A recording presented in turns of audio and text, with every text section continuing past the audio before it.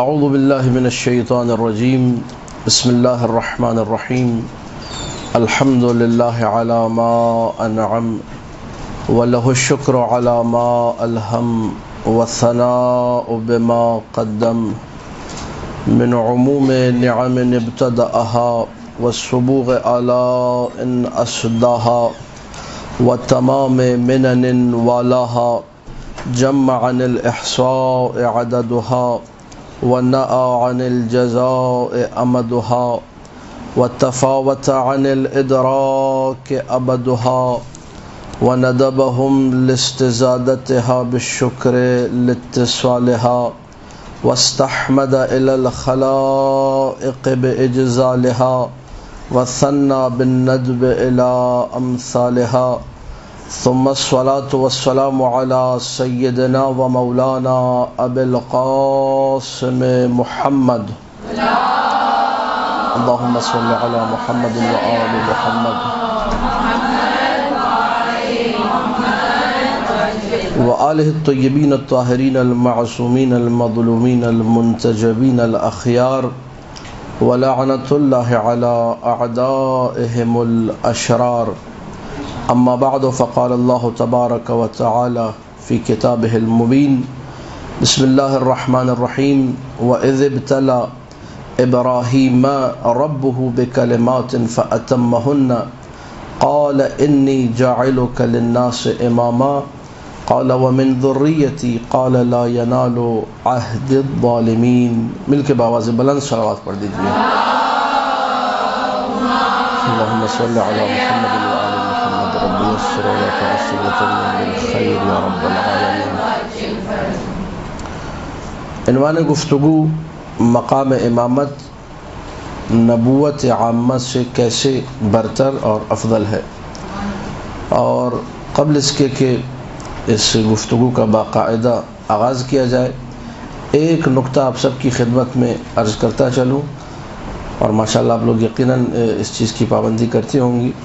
جو مطالب بیان کیے جائیں لازمی طور پر کتب کی طرف مراجعہ کریں. میں نے پہلے بھی جب ایک درس دیا تھا عزاداری اور مجلس اعضاء کی تیاری کے حوالے سے اس میں عرض کیا تھا کہ کتب سے دوستی کیجئے, کتابوں کا مراجعہ کیجئے, بہت سی مفید چیزیں بہت کچھ آپ کو سیکھنے کو ملے گا. تو یہ جو موضوع ہے اس موضوع کے حوالے سے سارے 10 جو کتاب آپ کو بازار میں آرام سے مل جائے گی اور اس کو بیٹھ کر آپ لوگ پڑھیے گا تفصیل سے کیونکہ وقت میرے پاس بہت قلیل ہے. کتاب خورشید خاور اردو ترجمہ ہے. یہ کتاب شبہائے پشاور کا سلطان الواعظین شیرازی کتاب میں اپنے ساتھ لے کر آیا ہوں, یہ آپ کے سامنے ہے. یہ تو شبہائے پشاور سلطان الواعظین شیرازی انہوں نے پشاور میں جو ہے مناظرہ کیا تھا اہل سنت برادران کے ساتھ اور اس میں بہت سارے موضوعات بہت ساری چیزیں سیکھنے کو آپ کو ملیں گے اور میں 10 سے ادب جوڑ کے عرض کروں گا. خاص طور پہ وہ طالبات جو کہ ذاکرہ ہیں جو کہ مجلسیں پڑھتی ہیں وہ کم سے کم 3 دفعہ از اول تاخیر اس کتاب کو پڑھیں. پہلی مرتبہ میں خالی اس کو اسٹڈی کریں, خود پڑھیں. دوسری مرتبہ میں پیئر بنا کے کسی سہیلی کو اپنے کسی دوست کو اس کے ساتھ جو کہ وہ بھی مجلسیں پڑھتی ہو اس کے ساتھ ڈیبیٹ سیشن رکھیں, سمجھنے کی کوشش کریں. تھوڑا وہ پڑھے تھوڑا یہ پڑھیں, آپس میں ڈسکس کریں, اس پہ آرگومنٹ ہو کیا یہ بات ٹھیک ہے یا نہیں ہے, ایسا کہا جا رہا ہے, کتابوں میں کہا لکھا ہے, جو حوالے ان کو چیک کیا جائے, ایک تحقیقی طرز پر اس کو پڑھا جائے. اور تیسری مرتبہ پھر خود اپنا بیٹھ کر ویسے ہی اسٹڈی کرے رات کے وقت سونے سے پہلے یا جب بھی اس کو موقع ملے, نماز کے بعد, تعقیبات نماز میں 3 دفعہ حد اقل, یہ کم سے کم, میں زیادہ پڑھنا چاہیں تو اور اچھا ہی, کیونکہ آپ کے مذہب کے ٹھوس عقائد, ان پر ٹھوس دلیلیں اور انتہائی سادہ شستہ رفتہ پیاری سلیس زبان کے اندر اس میں بیان کیا گیا. کتاب بازار میں موجود ہے, ہماری اکثریت جو کہا جاتا ہے اکثرهم غافلون, اس سے غافل ہے, اس کو پڑھتی نہیں ہے کتاب. پڑھیے لازمی طور پہ اس کتاب کو, اسی میں آپ کو موضوع مل جائے گا مقام امامت نبوت عامہ سے کیسے افضل اور برتر, یہاں پر دیا ہوا ہے. میں اس کتاب کو لانے کا مقصد صرف یہ تھا کہ آپ لوگ اس کی زیارت کر لیں اور خریدیں, واجبی طور پہ خریدیں. کم سے کم پوری کتاب اگر آپ لوگ نہیں بھی پڑھتے, بندہ حقیر کے اس مشورے پہ عمل نہیں بھی کرتے, تو اتنا ضرور کیجیے گا وہ جو ہمارا موضوع بحث ہے اس کو لازمی طور پہ ذرا پڑھیے گا بھی اور اس پہ ایک ڈیبیٹ سیشن بھی رکھیے گا, بحث و مباحثہ, جس میں آپ لوگ اچھی طریقے سے اس مسئلے کو ہضم کر سکے. دوسری اہم ترین چیز یہ کہ عربی جو عبارات ہیں جو اس کتاب میں چاہے آئے یا کسی بھی اور حوالے سے, ان کو لازمی طور پر کوشش کریں کہ اچھی طرح لفظ بلفظ سمجھیں، کیونکہ بہت سارے مقامات ایسے ہیں کہ جہاں پر آپ کو سامنے والا آرام سے دھوکہ دے کے نکل جائے گا، آپ کے دماغ کو مکمل طور پر چکرا دے گا۔ عربی آیت ہے، مثلا قرآن کی آیت میں آپ کو دھوکہ دے گا، بہترین دھوکہ، ایسا دھوکہ کہ آپ کہیں گے ہاں یہ تو بات صحیح کہہ رہا ہے، جواب آپ کے پاس نہیں ہے کیونکہ آپ نے عربی میں دقت بھی نہیں کی، آپ خالی ترجمہ پڑھ کے اور آگے نکل گئے کہ ہاں ہاں میرا عقیدہ ٹھیک ہے، مضبوط ہے۔ لیکن جب وہ اعتراض کرنے والا اعتراض کرتا ہے تو پھر آپ مکمل طور پہ حواس باختہ ہو جاتے ہیں، کیونکہ آپ نے عربی میں اس کی دقت نہیں کی۔ بہت ساری عربی کی دقتیں ایسی ہیں جو ہمارے لیے قابل فہم ہیں، تھوڑا سا اگر ہم لوگ کسی سے پوچھ لیں، کسی عالم کی طرف مراجعہ کر لیں کہ مجھے ان الفاظ کا آپ ذرا دقیق معنی سمجھا دیجئے، وقت تو لگے گا، ظاہر ہے 5-10 منٹ درکار ہوں گے، لیکن یہ کہ ایک پختہ چیز آپ کے لیے تیار ہو جائے گی۔ اس دوسرے نقطے کو بھی مد نظر رکھیے گا۔ اس کے علاوہ یہ کہ اصول کافی ہے، مثلا جو اصول کافی ہے ہی سمجھ لیجیے عقائد، کتاب کافی کے 3 پورشن ہیں، اصول کافی، فروع کافی اور روضۃ الکافی۔ تو اصول کافی میں امامت کے حوالے سے جملے ان کو بھی لازمی طور پہ مراجعہ کیجیے گا، دیکھیے گا۔ امام رضا علیہ السلام کا خطبہ مثلا اللہم صلی علی محمد و آل محمد،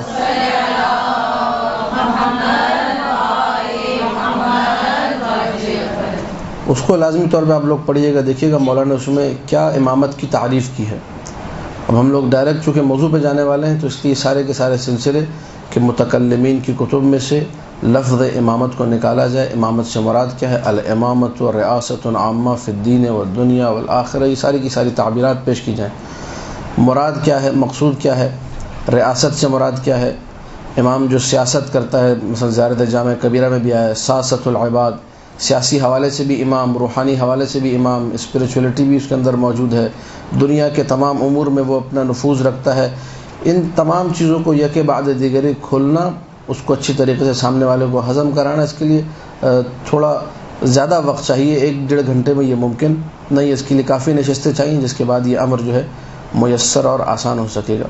لہٰذا میں ان ساری باتوں کو یہاں پر ڈسکس نہیں کروں گا، لیکن یہ کہ یہ کچھ تمہیدات اور ایسی چیزیں ہیں کہ جن کو اگر انسان پڑھ لے تو بعد والی گفتگو، یہ ہماری جو آج کا موضوع ہے بہت بعد کا موضوع ہے، اس سے پہلے بہت سارے سیشن ہونے چاہیے تھے، شاید آپ لوگوں نے ان کو پڑھا بھی ہو، دیکھا بھی ہو، میرے علم میں نہیں ہے۔ بہرحال کہنے کا مقصد خلاصہ اس کی 5-10 منٹ کی گفتگو کا کہ لازمی طور پر آپ لوگ اس موضوع کو اہمیت دیتے ہوئے اس پر کام کیجیے۔ آج کی ایک نشست سے فائدہ یہ ہوگا کہ میں آپ کے اندر اس تشنگی کو پیدا کرنے میں اگر کامیاب ہو گیا، اس پیاس کو کہ یہ موضوع واقعاً ایسا ہے کہ اس کو پڑھ کر ہمیں اپنے آپ کو علمی حوالے سے سیراب کرنا ہے، اور اگر میں آپ کو تشنا چھوڑ کر جانے میں کامیاب ہو گیا، یہ کامیابی ہے میری کہ آپ لوگ کہیں کہ بھائی یہ سوال وہ سوال اس کا جواب نہیں ملا، اس کا مطلب الحمدللہ درس ہمارا قبول ہو گیا۔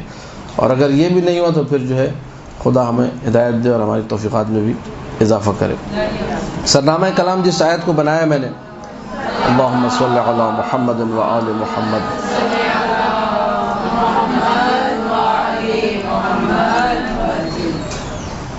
وَإِذِ ابْتَلَى إِبْرَاهِيمَ رَبُّهُ بِكَلِمَاتٍ فَأَتَمَّهُنَّ، اللہ نے امتحان لیا، آزمائش کی حضرت ابراہیم کی، بِكَلِمَاتٍ، کچھ کلمات کے ذریعے، سب تفسیر میں دیکھیے کلمات سے مراد کیا ہے۔ فَأَتَمَّهُنَّ، حضرت ابراہیم علیہ السلام نے ان تمام کے تمام مرحلوں کو بخیر و خوبی پورا فرمایا، پورا کیا۔ قَالَ إِنِّي جَاعِلُكَ لِلنَّاسِ إِمَامًا، اللہ نے کہا کہ اے ابراہیم میں تمہیں امام بناتا ہوں، للناس، لوگوں کے لیے۔ یہ جو مرحلہ امامت ہے للناس، اس کو دقت کیجیے گا کہ یہ امامن للناس ہے، بہت بڑا مرتبہ ہے امامن للناس۔ بہت سارے مقامات پر آپ کو امام ملے گا، لیکن امامن مثلا لقومہ ہی ہے، اپنی قوم کا امام، امامن لمنطقتہ ہی، اپنے منطقے کا، امامن لمحلتہ ہی، اپنے محلے کا امامن۔ تو یہ جو امام ہے یہ خاص طبقے کے لیے، ایک خاص گروہ کے لیے، اس کو شاید وہ فضیلت حاصل نہیں ہے، لیکن جب کہا جائے امامن للناس، یہ للناس میں قوت ہے، ساری کائنات کا امام ہے، یہ بشریت کا امام، یہ امامن للناس ہے۔ تو ہوا کیا، آیات میں کیا بیان کیا، اللہ نے حضرت ابراہیم علیہ السلام کا امتحان لیا، اور کم سے کم جو امتحان جو تفاسیر میں مذکور ہے، یہاں بھی جو ہے تفسیر قمی کے حوالے سے جو میرے سامنے کتاب کھلی ہے، تفسیر صافی، ملا محسن فیض کاشانی کے ذکر کیے، تفسیر قمی کے حوالے سے کہ اس امتحان سے مراد یہ تھا کہ جو خواب میں آ کر بتایا گیا تمہیں حضرت اسماعیل کو ذبح کرنا ہوگا، اس امتحان کے لیے چھری بھی اٹھائی اور کس طریقے سے ذبح کے لیے آمادہ بھی تھے. پھر بعد میں جو ہے اس کی جگہ پر جو ہے ایک جانور آ گیا، وہ ذبح ہو گیا. ساری تفصیلات آپ کے علم میں ہیں. خلاصہ یہ کہ حضرت ابراہیم نے وہ امتحان دے دیا، اس میں کامیاب ہو گیا حضرت ابراہیم. اللہ نے کہا میں تمہیں للناس، ساری کائنات کا، تمام لوگوں کا امام بناؤں گا. اب یہ کہ یہ مرتبہ تھا اتنا بڑا، مرتبہ امامت اتنا بڑا تھا، بھی روایت انشاءاللہ ہم لوگ پڑھیں گے، اس کے بعد یہ چیز انشاءاللہ واضح ہو جائے گی کہ حضرت ابراہیم نے خوش ہو کر کہا اور رشک کرتے ہوئے اس مرحلے کو دیکھتے ہوئے، اس مرحلے کی اہمیت کو، عظمت کو سمجھتے ہوئے کہا وَمِن ذُرِّيَّتِي، میرے بچوں میں بھی یہ چیز جائے گی نہیں جائے گی، امامت میرے بچوں کو ملے گی نہیں ملے گی؟ جواب آیا کہ ان کو ملے گی جو ظالم نہیں ہوں گے. قال لا ينال عهدي الظالمين، یا عہد الظالمین علی قراءۃ، میری جو یہ میرا جو عہد ہے، پتہ چلا امامت عہد خدا ہے. اس عہد الظالمین سے پتہ چل رہا ہے کہ امامت خدا کی طرف سے، امامت لوگوں کے اختیار میں نہیں ہے. یہ آپ لوگوں نے آیات سے نکالنا ہے کہ اللہ نے امامت کے بارے میں کہا لا ینال عہدی، میرا عہد. کس کو میرا عہد کہا؟ امامت کو. تو امامت عہد خدا ہے، خدا ہی کے پاس یہ اختیار ہے کہ وہ امام منسوب کرے. یہ ظالمین تک نہیں جائے گا. ظالم کون ہے؟ جس نے اپنے نفس پر ظلم کیا ہو. روایت ابھی پڑھیں گے انشاءاللہ واضح ہو جائے گا. جو کم سے کم مراد ہے وہ یہ کہ جس نے کبھی جو ہے شرک نہ کیا ہو. ان الشرک لظلم عظیم، شرک ظلم عظیم ہے. تو جس نے جو ہے بت پرستی کی ہو، کسی بت کو پوجا ہو، کسی جو ہے مورتی کے سامنے سر جھکایا ہو، کسی دیوتا کے سامنے قدموں میں اس کے سر رکھ دیا ہو، ایسا انسان کبھی بھی اس مرحلے تک پہنچنے کی صلاحیت نہیں رکھتا. اور اس ٹکڑے میں لا ینال عہد الظالمین، روایات کے اس طرح مولا محسن نے بھی بیان کیا، اس میں تعریض ہے. تعریض عربی زبان میں کہا جاتا ہے کچھ کہہ کر کسی کو جو ہے ٹونٹ کرنا، کسی کی طرف اشارہ کرنا، کسی پر طنز کرنا. مثلا بعض اوقات ہوتا ہے یہ جو مقدس معاونہ غیبتیں کی جاتی ہے، اس میں کہتا ہے الحمدللہ ہم لوگ جو ہے ایسا کام نہیں کرتے. اشارہ ہوتا ہے یہ جو بغل میں بیٹھا ہو یہ کام کرتا ہے. مثلا الحمدللہ ہم نے کبھی جھوٹ نہیں بولا، مطلب یہ جس کی طرف میں اشارہ کر رہا ہوں انتہائی جھوٹا انسان ہے یہ. الحمدللہ ہم نے کبھی مجلس کے پیسے نہیں لیے، مطلب جس کی بات ہو رہی ہے بہت لیتا ہے مثال کے. تو یہ طریقہ ہوتا ہے، اسے کہتے ہیں تعریض، کچھ کہہ کے کچھ اور اشارہ کرنا کسی اور چیز کی طرف. تو یہ کہہ کر کہ یہ امامت بت پرستوں کو نہیں پہنچے گی، ظالموں کو نہیں پہنچے گی، یہ تعریض ہے. اشارہ کیا کہ ان لوگوں کی طرف جن کو بہت سو نے اپنا امام بنایا لیکن ان کا ماضی جو ہے بت پرستی میں گزرا تھا. یہ لوگ کبھی بھی جنہوں نے 40 سال مثلا 30 سال یا 20 سال اپنے بت پرستی میں گزار دیے، یہ ظالم لوگ تھے. ایسے لوگوں کو اتنا بڑا، اتنا عظیم مرتبہ نہیں مل سکتا. اب ایک اور دقت، بڑی لطیف چیز ہے، تفسیر المیزان میں علامہ طباطبائی نے اس کو ذکر کیا، سماعت فرمائیے گا. فرماتے یہ جو امامت حضرت ابراہیم جیسے عظیم نبی کو ملی ہے، یہ امامت آخری عمر میں ملی حضرت ابراہیم کو بھی. توجہ فرمائیے گا. کیسے نکالا آپ نے یہ امامت آخری عمر میں ملی ہے؟ کہا کہ یہ ہم نے قرآن ہی سے نکالا ہے، اور قرآن کی آیات میں غور کرنا ہمیں یہ سمجھا دیتا ہے کہ حضرت ابراہیم کو امامت اخیر بالکل عمر میں جا کے ملی ہے. کہاں وہ کہاں سے نکلا؟ کہا اسی آیت میں ہے قال ومن ذریتی. ذریت کب ملی قرآن بتا رہا ہے کہ فرشتہ آتا ہے ابراہیم کو آگے بتاتا ہے کہ تمہیں اولاد ملنے والی ہے. تو حضرت سارہ جو ہے وہ ہنستی ہیں اور مذاق اڑاتی ہیں، اور اس کے بعد جو ہے میرا شوہر تو بڈھا آدمی ہے، بعلی شیخن کبیرہ، قرآن میں ساری تعبیرات موجود ہیں. تو اس سے پتہ یہ چلتا ہے کہ یہ عہدہ امامت حضرت ابراہیم کو آخر عمر میں ملا ہے. یعنی ایک عمر حضرت ابراہیم نے موحدانہ زندگی گزاری، نبی تھے خدا کے برگزیدہ، صفوت اللہ تھے. وہ نبی جسے کہا جائے کہ تاریخ انبیاء میں ایسے نبی کم گزرے ہیں، ایسا نبی، اس کو بھی امامت جیسا مرحلہ جو مل رہا ہے وہ آخر عمر میں جا کر مل رہا ہے. تو پتہ چلتا ہے یہ مرتبہ جو ہے کتنی اہمیت کا عامل تھا حضرت ابراہیم علیہ السلام کے لیے کہ انہوں نے فوراً تمنا کی قال ومن ذریتی، میری ذریت میں یہ امامت جائے گی یا نہیں جائے گی. اب قبل اس کے کہ میں روایات پڑھوں آپ کے سامنے ایک چیز عرض کر دوں، اور وہ یہ کہ ہمارے یہاں ایک بہت بڑی مشکل، ایک ماحول جو بن چکا ہے، ظاہر برادران اہل سنت کے ساتھ ہماری معاشرت ہے، رہن سہن ہے، تو ہر چیز کو کوشش ہوتی ہے بس ان کی کتاب میں سے بتا دو، ان کی کتاب میں سے دکھا دو، ان کی کتاب میں کہاں لکھا ہے. اولا تو اس خناس کو اپنے ذہن سے نکال دیجیے کہ ان کی کتاب. ہم لوگ شیعہ ہیں، الحمدللہ ہماری کتابیں موجود ہیں، اس میں سے ہمیں دیکھنا چاہیے، نہ کہ جو دوسروں کی کتابوں میں جا کے. ہاں آپ نے مناظرہ کرنا ہے تو پہلے آپ جا کر کتاب اور شریفیہ کی شرح رشیدیہ پڑھیے، آداب البحث والمناظرہ پڑھیے، ڈھنگ سنگ سیکھیے، ڈھنگ اس کا کیا مناظرے کا ہے، طریقہ کیا ہے، مناظرہ کسے کہتے ہیں، مقابرہ کسے کہتے ہیں، مجادلہ کسے کہتے ہیں، مناظرے میں نظیرین کی شرط ہے، آداب میں مناظرہ کیا ہے، وہ سیکھیے، پھر کیجیے مناظرہ۔ ایسے جو ہے مناظرہ اگر کرنے نکل پڑے آپ تو پھر بسا اوقات جو ہے وہ شرمندگی کا باعث ہوتا ہے، خفگی ہوتی ہے اور بہت زیادہ مشکلات بھی پیش آتی ہیں۔ تو جس کا کام اسی کو ساجے، ہر کسی کو جو ہے نہیں کرنا چاہیے یہ کام۔ سیکھے انسان، تعلیم حاصل کرے، مناظرہ خود ایک فن ہے اور اس پہ دسترس حاصل کرے، عبور حاصل کرے، بعد میں جا کر یہ کام کرے۔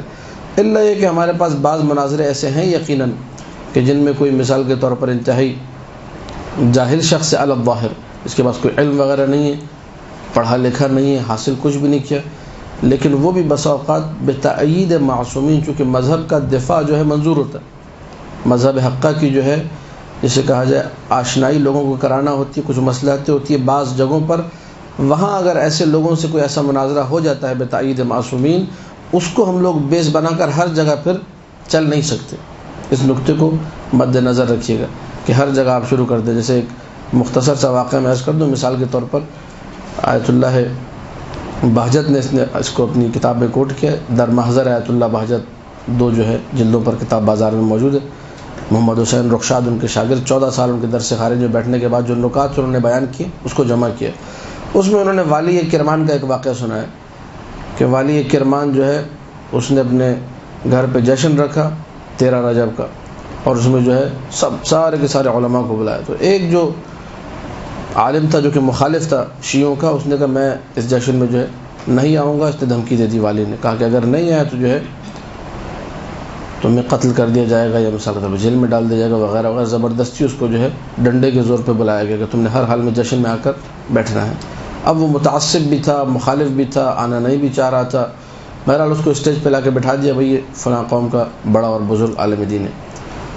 جب آ کے بیٹھا تو شعر و شاعری، منقبت گوئی اور قصیدہ خوانی جب شروع ہوئی تو کسی شاعر نے شعر پڑھا، اس کا مضمون یہ تھا کہ مولا علی علیہ السلام کے جو ہے قدم ہائے مبارک میں جو تیر پیوست ہوا تھا اس کو نکال لیا گیا، اور علی کو پتہ بھی نہیں چلا۔ علی اتنے عبادت میں محو تھے، اتنے عبادت میں جو ہے غرق در ذات الہی جسے کہا جائے۔ اس جو ہے مردوخ، اس کا نام تھا، خے کے ساتھ دال نہیں آخر میں، اس مردوخ نے اعتراض کر دیا، کہا کہ جو ہے یہ کیسے ہو سکتا ہے، تیرا تیر جو ہے آگے سے اس میں وی شیپ ہوتا ہے اور نوکیلا ہوتا ہے اور اس میں پتہ نہیں پر لگے ہوتے ہیں، وہ پیوست ہو جائے تو اس کو کھینچنے میں بڑی تکلیف ہوتی ہے اور چیخیں نکل جاتی ہیں، اور کیا تم لوگ اپنی طرف سے جو ہے غلو کرتے ہو، ایسی باتیں بناتے ہو جن کا حقیقت سے کوئی تعلق نہیں۔ پنڈلی میں پھر ہڈیاں بھی ہوتی ہیں، اس میں گوشت بھی کم ہوتا ہے، اس میں تیر پیوست ہوا، وہ نکالنے میں سب زیادہ تکلیف ہوگی۔ وہاں سے تیر نکال لیا اور پتہ بھی نہیں چلا۔ وہ جو والی کرمان تھا وہ پڑھا لکھا نہیں تھا، اس نے فوراً سے پلٹ کر جواب دیا، کہا کہ کیا تم نے سورہ یوسف کی وہ آیت نہیں پڑھی؟ فَلَمَّا رَأَيْنَهُ أَكْبَرْنَهُ وَقَطَّعْنَ أَيْدِيَهُنَّ۔ جب ان عورتوں نے دربار جو یوسف میں بیٹھی ہوئی تھی، انہوں نے یوسف کو دیکھا اور جو ہے فوراً جو ہے نا اپنے ہاتھ کاٹ ڈالے، انہوں نے کہا کہ یہ عظیم شے ہے، یہ انسان ہمیں نہیں دکھتا ہے۔ اب یہ والی کرمان پڑھا لکھا نہیں تھا، اس نے فوراً کہا کہ جب جو ہے یوسف جو کہ ایک بندہ خدا ہے، اس کے جمال میں محو ہو کر مشرک عورتیں اپنا ہاتھ کاٹ لیں اور انہیں پتہ بھی نہ چلے، اس میں تمہیں کوئی تعجب نہیں ہوتا قرآن پڑھتے ہوئے۔ اگر علی جمال الہی میں محو ہو جائے اس پہ تمہیں اعتراض ہے؟ اللہم صلی علی محمد و آل محمد۔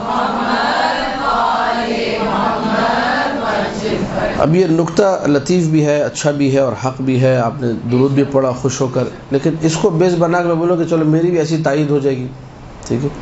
وہ کیا موقع تھا، وہ کیا مرحلہ تھا، وہ کس خلوص کے ساتھ بیٹھا تھا، اس نے کس جو ہے مرحلے کو طے کیا تھا، ہمیں کچھ نہیں معلوم ہوتا۔ ہم لوگ صرف ظاہری طور پر واقعہ پڑھ کے کود پڑتے ہیں میدان میں، بعد میں پتہ چلا کہ اچھا ہونے کی جگہ کام خراب ہو گیا۔ لہٰذا کوشش کریں کہ مدرسہ ماشاءاللہ یہاں پہ موجود ہے تو اس سے استفادہ بھی کریں، اور آپس میں جو ہے مدرسے سے ہٹ کر بھی۔ ہمارا ایک بہت بڑی پرابلم یہ بھی ہے کہ مدرسے میں آتے ہیں، بس مدرسے میں آنا جانا لگا رہتا ہے کہ 9 سال ہم لوگ القائم مدرسے آتے جاتے رہے، 10 سال مثلا آتے جاتے رہے۔ یہ آتے جاتے رہنے زیادہ کوشش کریں کہ گھروں پر بیٹھ کر بھی آپ لوگ ہوم ورک خود سے کریں، نہیں کہ استاد بولے تو کریں۔ علم دین کا ذوق اور شوق آپ کو اس چیز کی طرف مائل کرے گا۔ اب میں ظاہر ہے پھر وہ بات سے بات نکلتی ہے اور ہماری باتیں جو ہیں وہ چلتی رہتی ہیں، پھر موضوع ہمارا کچھ اور ہم لوگ درس اخلاق دینے بیٹھ گئے ہیں۔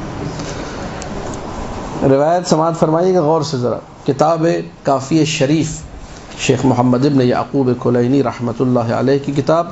روایت جو ہے معتبر روایت ہے. عن الصادق علیہ السلام قال اللهم صل علی محمد و آل محمد.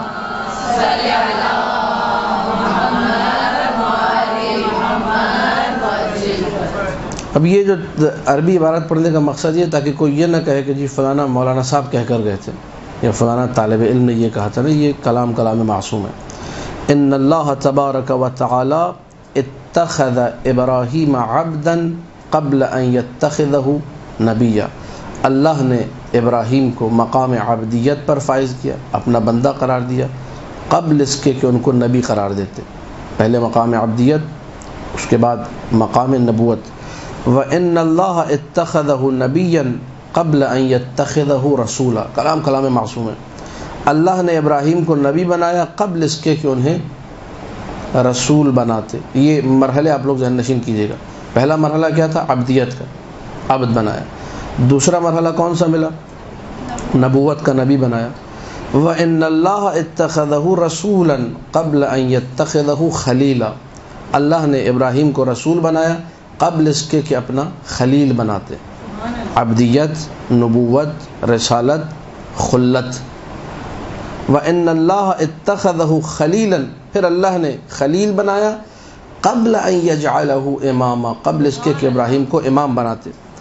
فلما جمع له الاشیاء. توجہ فرمائیے کہ کلام معصوم ہے. فلما اور جب، جمع سمیٹ دیا، لہو ابراہیم کے لیے، سارے مرحلوں کو. کون سے مرحلے گنوائے؟ عبدیت، نبوت، رسالت، خلت. یہ چار مرحلے جب بیک وقت ابراہیم میں جمع ہوئے، ان چار مرحلوں کے جمع ہونے کے بعد کہا انی جاعلک للناس اماما، میں تمہیں لوگوں کے لیے، ساری کائنات کے لیے امام بناتا ہوں. قال فمن عظمها فی عین ابراہیم. چونکہ ابھی دیکھیے مقام عبدیت کوئی چھوٹا مرحلہ نہیں ہے. صرف محض مقام عبدیت پہ آپ بات کیجئے تو مقام عبدیت پہ میں کہتا ہوں کہ ساری کائنات قربان ہو جائے. ایسا مرحلہ ہی ہے. ایک مقام عبدیت آسان مرحلہ نہیں ہے کہ انسان کہے کہ میں عبداللہ ہوں، اللہ کا بندہ ہوں حقیقی معنوں میں. ما حقیقت العبودیہ، حدیث عنوان بصری جا کر دیکھیے، اس میں چھٹے مولا نے کیا شرح فرمائی ہے مقام عبدیت کسے کہا جاتا ہے. عین سے مراد کیا ہے؟ عبد، یعنی عین سے مراد حدیث معصوم ہے یہ بھی. آپ دوسرے کہتے ہیں عین بے دال، یہ شارٹ فارم ہے عبد. اب مرکب قرار دیا گیا اس کو. عین سے مراد علمہ بأوامر اللہ و نواہی. بندہ وہ ہو جو اللہ کے تمام احکامات کو جانتا ہو، کہاں حکم دیا ہے کہاں نہیں کیا سب جانتا ہو. بے سے مراد کیا ہے؟ بونہ عمن نہا، تمام ان چیزوں سے اجتناب کرے کہ جس سے اللہ نے روکا ہے، دور ہو جائے. بون، بینونت، جدائی دور ہو جائے. دال سے مراد یہ کہ الدنو من اللہ، جب یہ دو مرحلے طے ہو گئے تو خود بخود اللہ سے قریب ہو جائے گا. تو عبدیت جو ہے مقام قرب الہی کو کہا جاتا ہے. بندہ جب اللہ سے قریب ہو تب اسے بندہ کہا جاتا ہے، تب اسے عابد کہا جاتا ہے. مقام عبدیت ملا، ابراہیم نے نہیں کہا قال ومن ذریتی، یہاں نہیں کہا. مقام نبوت ملا، من ذریتی نہیں کہا. مقام رسالت ملا، من ذریتی نہیں کہا. مقام خلت ملا، من ذریتی. مولا فرما رہے قال فمن عظمها فی عین ابراہیم. چونکہ یہ مقام امامت حضرت ابراہیم کی نگاہوں میں انتہائی بڑا مقام تھا، انتہائی عظیم مقام تھا. اس آخری مرحلے پر آ کر ابراہیم بول پڑے ومن ذریتی، میری ذریت میں یہ مرحلہ جائے گا نہیں جائے گا. قال لا ینال عہدی الظالمین، یہ عہد الظالمین، ابھی عربی کی قرأت ہے، قرآن کی دونوں پڑھ سکتے ہیں، مشہور یہ عہد الظالمین. ظالموں کو یہ امر امامت حاصل نہیں ہوگا. خود امام نے جو تشریح کی میں وہ پڑھ رہا ہوں. قال لا یکون السفیہ امام متقی، نادان اور بے وقوف کبھی کسی متقی پرہیزگار کا امام نہیں ہو سکتا. وعنہ علیہ السلام، اور امام ہی سے، چھٹے امام ہی سے یہ روایت بھی ہے، من عبد صنما او وثنا لا یکون اماما. جس نے کسی بت یا کسی مورتی، عبد ایک لفظ ہے ہمارے پاس صنم اور ایک لفظ ہے وثن، ان دونوں میں فرق ہے تو دونوں بت، لیکن ایک بت مثلا کھانے پینے والا ہوتا ہے، اس کو لوگ بنا کے کھا جاتے تھے، ٹھیک ہے، خود ہی بنایا خود ہی کھا گئے. اور ایک لکڑیوں وغیرہ کا بنتا تھا، پتھروں وغیرہ کا. تو اس اعتبار سے صنم اور وثن کی یہ مختلف جو ہے عبارات ہمارے سامنے آتی ہیں. تو کسی بھی بت کو اس نے کسی بھی مورتی کو اگر پوجا ہے، پرستش کی ہے، ایسا شخص جو ہے کبھی بھی امام بننے کی صلاحیت نہیں رکھتا. اب اسی میں جو ہے تعریض ہے کہ جو انسان بھی بت پرستی میں اپنا وقت گزارے گا وہ کبھی بھی امام نہیں ہو سکتا. پھر اس کے بعد کتاب عیون اخبار الرضا، بہت مشہور و معروف کتاب ہے، اس کا بھی اردو میں ترجمہ موجود ہے، وہاں جا کر اس روایت کو دیکھیے گا، بازار میں موجود ہے، 2 جلدوں میں اس کا ترجمہ ہوا ہے. کتاب خریدیے، پڑھیے. شیخ صدوق کی تمام کتابوں کو پڑھیے. اگر آپ لوگ واقعاً کام کرنا چاہتے ہیں مجالس کے حوالے سے، اس مدرسہ عظیمہ سے آپ لوگ فوائد حاصل کرنا چاہتے ہیں تو کوشش کریں شیخ صدوق کی جو کتاب مل رہی ہے تو اس میں فہرست کھول کے نہ دیکھیں، اس میں یہ نہ دیکھیں اس کا موضوع کہ آنکھ بند کریں اور کہیں دے دو شیخ صدوق کے تو دے دو. شیخ صدوق کی کتاب میں سوچنے کی ضرورت. تمام کتب شیخ صدوق کی کمال کی نافع ہیں، تمام کتب سے آپ کو فائدہ حاصل ہوگا. تو انہی کتابوں میں سے کتاب عیون اخبار الرضا، 8ویں مولا کی جو روایات ہیں وہ اس کتاب میں جمع کی گئی ہے. وہاں آپ کو یہ حدیث شریف مل جائے گی. حدیث لمبی چوڑی حدیث ہے، اس کا ایک ٹکڑا جو موضوع سے مربوط ہے وہ پڑھا جا رہا ہے ابھی. ان الامامت خص اللہ عز وجل بها ابراہیم الخلیل بعد النبوة والخلة مرتبة ثالثة وفضيلة شرفه بها واشاد بها ذکرہ. اللہ تعالیٰ نے خاص کیا حضرت ابراہیم کو نبوت اور خلت کے مرحلے. اب اس روایت میں عبدیت والا مرحلہ ذکر نہیں، نبوت اور خلت، اور اسی طرح رسالت بھی یہاں پر کہنا نبوت کے مرحلے میں ضم ہو گئی ہے. نبوت اور خلت کے مرحلے کے بعد تیسرا مرحلہ ابراہیم کو جو ملا ہے وہ مرحلہ امامت ہے. فقال عز وجل انی جاعلک للناس اماما، فرمایا کہ میں نے تمہیں امام بنایا ہے لوگوں کے لیے. فقال الخلیل علیہ السلام سرورا بها، یہ تعبیر 8ویں مولا کی. اوپر جو تعبیر تھی چھٹے امام کی، فمن عظمها فی عین ابراہیم، ابراہیم کی نگاہوں میں یہ مرتبہ کیا تھا؟ بہت ہی بڑا تھا. ان تعبیروں میں دقت کیجیے گا.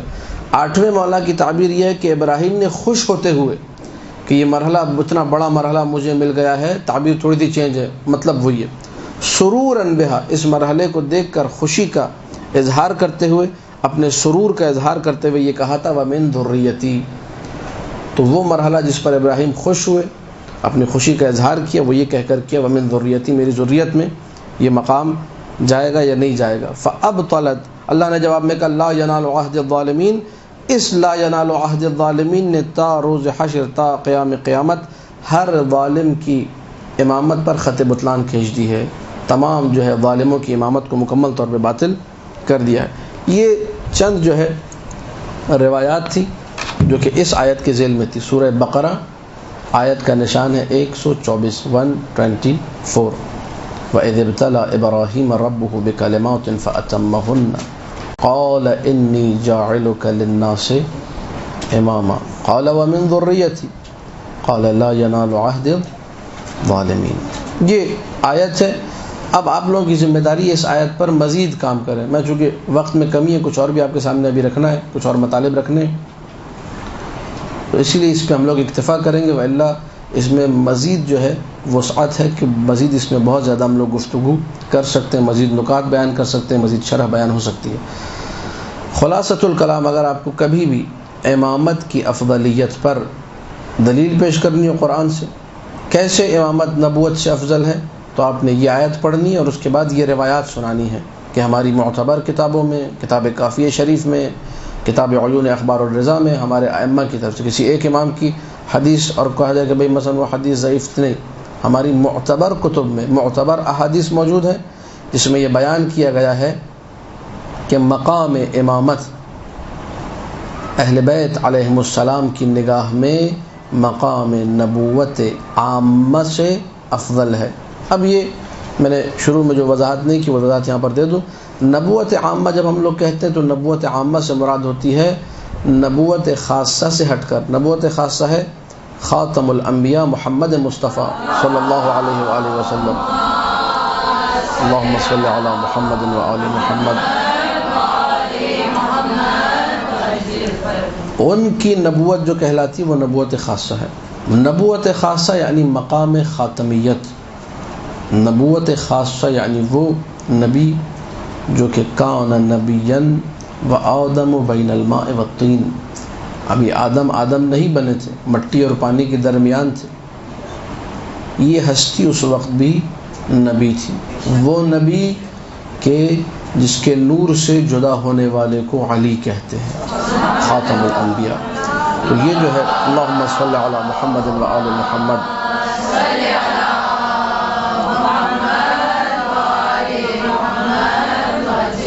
یہ نبی اللہ سبحانہ و تعالیٰ کی ذات کے بعد ساری کائنات سے افضل ہے. ہم لوگ جس مرحلہ امامت کی بات کر رہے ہیں وہ مرحلہ امامت بھی اس نبی کے پاس موجود ہے.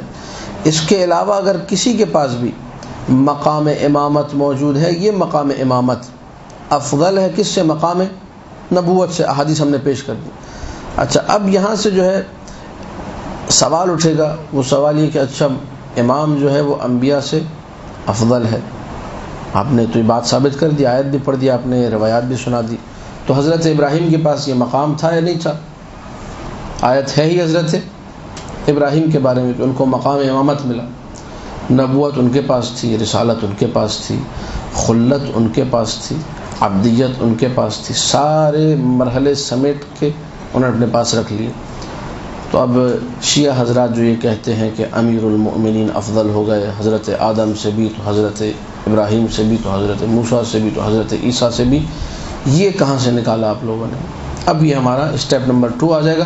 اگرچہ یہ میرے موضوع سے جسے کہا جائے ڈائریکٹ مربوط نہیں ہے، اس کے لیے ایک الگ سے ایک درس ہونا چاہیے، لیکن ظاہر وقت کی کمی میں کوشش یہ کی کہ اس اہم سوال کا جواب بھی دیا جائے، خاص طور پہ جو لوگوں کے ذہن میں شبہات جو ہے اٹھے کہ جو ہے یہ کیا بات ہے، اور یہ موضوع جب گرم ہوا تو جو ہے اس کو بھی عرض کر دینا چاہیے. آپ جب یہ آ کر کہتے ہیں کہ مقام امامت مقام نبوت سے افضل ہے، تو مان لیا ہم نے مقام امامت مقام نبوت سے افضل ہے. امیر المومنین کیا تھے جی؟ امیر المومنین امام تھے. امام تھے تو حضرت ابراہیم بھی امام تھے نص قرآنی. اس کا مطلب یہ دونوں برابر ہو گئے. درست ہے نہیں؟